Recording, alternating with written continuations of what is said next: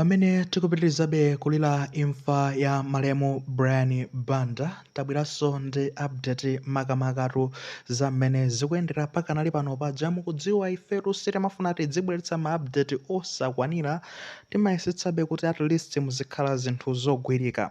Nawo nkhani ndionoti kuchoka kwa akubanja a Naomi Banda afotokoza mmene zinakhalira. Timakamba mu update yapita ija kuti kodino zakhala motani, tikufunabe full picture titamvetsetsa bwinobwino kuti zakhala motani.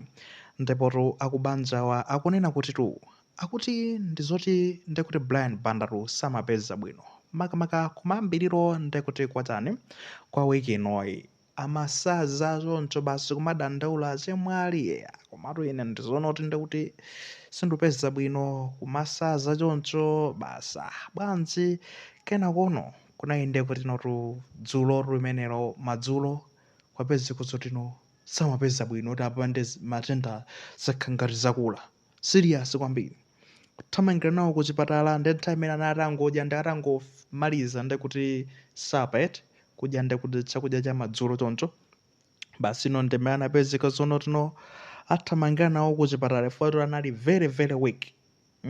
Thupi ndekuti anata fokelatu kuti apa ndesizili bwino tithamangira nawo kuchipatala ndekuchipatala chaka chinayi ndekuti chija chachani chamwayi wathu chija kufika kumene kuja ndati kuwapanga cheki kupanga rani matesti bwinobwino kuwayeza ndimene anapeza zonena kuti munthu itu malungo basi to admit pamene paja ndekuti kuchoka dzulo madzulo kudzafika ndekuti lero lija kum'mama wako ndimene kwapezeka zonena kuti kuchipatala kujala apatu ndefe ndetayisitsatu chinacho chonse munthu ndekuti basi kuti kuwatisiyatu apatu so just over the night itu kungochoka ndekuti dzulo madzulo kudzafika mamawa akuchipatala kunati munthu uja ndekuti watisiya ndithu izosayenda olo ndi pang'ono pomwe mzimu wawo ukausiya mu mtendere osatha tikupitirizabe kumanena pemphero limeneli malinga ndikunena kuti no ndi zinthu zotino zovuta kumvetsetseka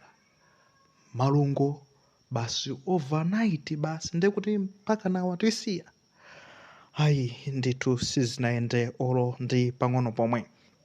Brian Bandatu malinga ndi madetail omwe atuluka ndizoti anabadwa ndekuti mu chaka cha mu 1981 ndipo tikawerengetsa zaka timakambanso mu video ija yapita kunena kuti analitu ndithu wachichepere samafika zaka 60 mesa 60 ndati tinata kuonjezera tikaona ndekuti 1981 kudzafika chaka chino cha 2026 ndekuti tizoona kuti wamwalira ali ndi zaka about ndekuti 45 choncho even 50 sanafike.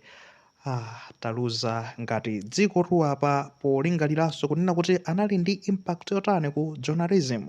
Munthu ujatu anali dolo, anali ndekuti katundu omanga ndi mawaya akamaulutsa nkhani akamapangarani ma program. The guy was just in another level, anali ndithu mu level yake yapaderadera yonena kuti ena ake sangagondeko koko ndi kuchitunda ndithu basi. Ndipo I think pali ena akamati akasuntha pa dziko pano ena amatho kupanga filu malo awo kudzapanga ndithu akupayi malo awo adza kuti awo asunthe ena sabwera ndithu adzafikapo koma pa uyuyu I think he is just that unique.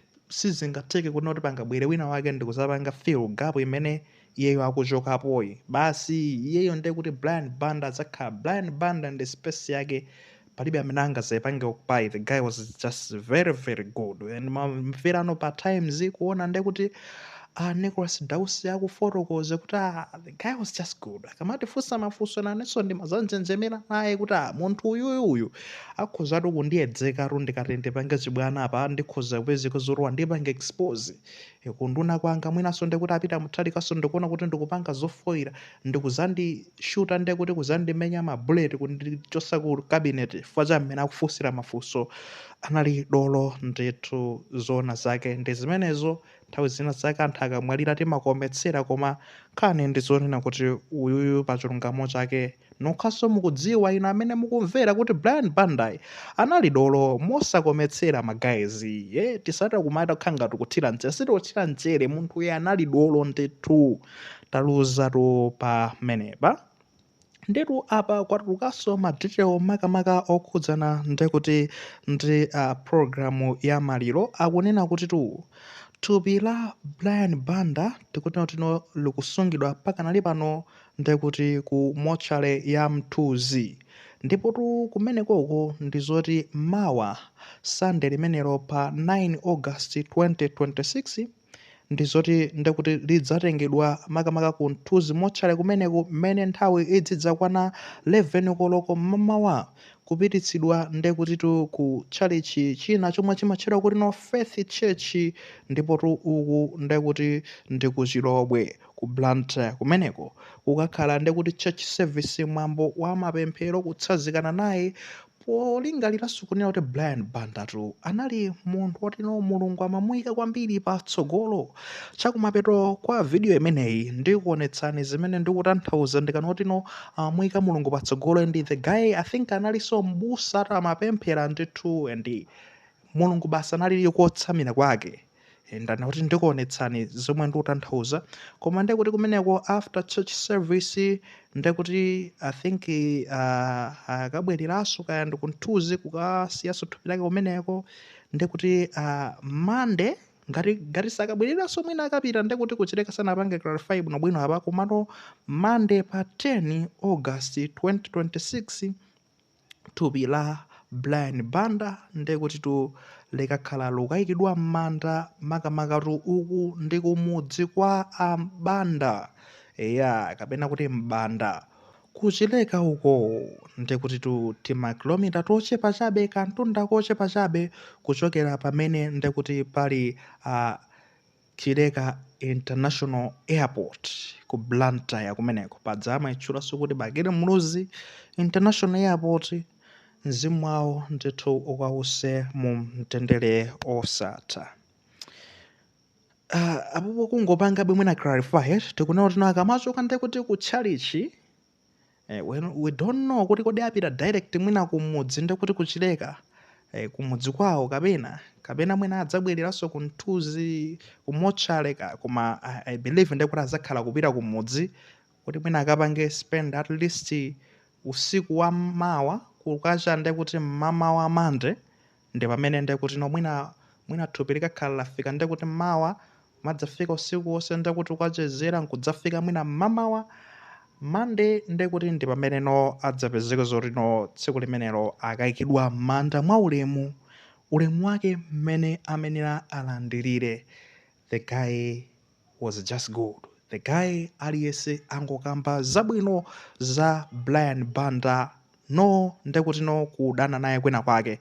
Amene angadane ndi Brian Banda ineyo I'll be shocked, ndikhala ndekuti odabwitsidwa kuti mukudana naye kuti anapanga zotani, anakupondani patino, chifukwa munthu itu ndi analitu wachimwemwe nsangala pena paliponse, ngakhale zinthu zikuvuta nthawi imeneja, koma the guy amathabe kumaonesa kuti nsangala tukambalo za ulamuliro wapita uja maonabe olo yesa amakamba zoti iya sitikuyenda bwino apa ndi iya zikuoneka kuti zinthu zavuta apa, komabe chimwemwe chokha ndi sichimachoka pa nkhope yake. Ndinakamba zonena kuti munthu uyuyu amakonda ndithu zochitika za umulungu izi, kukonda za mapemphero choncho, anali m'busadi.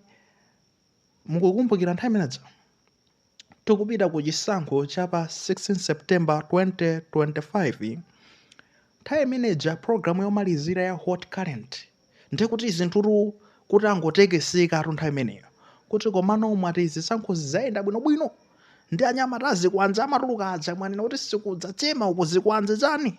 Brian Banda anafuna kumaliza Hot Current ndi pemphero limeneli linali la mphamvu kwambiri, ndipo tatiyeni tionere pemphero limeneli ndipo ndikusiyani ndikuti tikuonera limodzi pemphero limeneli. I think these are good moments to remember someone, nyengo zabwino zomukumbukira munthu kuti adatipatsa chiyembekezo. ndipotu ifenso tikunena kuti mzimu wawo ukause mumtendere osatha Mulungu amene iwowa adamukhulupirira, ameneyotu alandire mzimu wawo ndi kuwusunga kumalo abwino, kumalo kumeneno angapeze mtendere akutitu. Khani athabu. Ndimafuna kuti tipemphere. Ndipo tilandire mdalitso. Kweza ni manja mwamba. Kodi mandipeketsa ine? Ndinena nanu anthu a Mulungu. Amen. Kuti Ambuye akudalitseni na kusungani pa masankho awa. Nkhope yake ya Mulungu iwalire pa inu ni akupatsani chisomo. Ambuye atutse nkhope yake pa Malawi na akupatsani inu mtendere. Ndipo chisomo cha Ambuye wathu Yesu Khristu, chikondi cha Mulungu Atate, ndi chiyanjano cha Mzimu Woyera chisunge Malawi uyu mpaka tivote, mpaka tilengeze owina, ndipo pakhale bata. Amen. Landirani chisomo chimenechi. Amen. I receive it. Pamene panso ndiye pamapeto a programu yathu madzulo ano ya The Hot Current. Kukhala bata kuno. Masankho ayenda bwino. Mulungu amatikonda. Palibe amene ndimafani malize somene. Ocha bwino. Yes,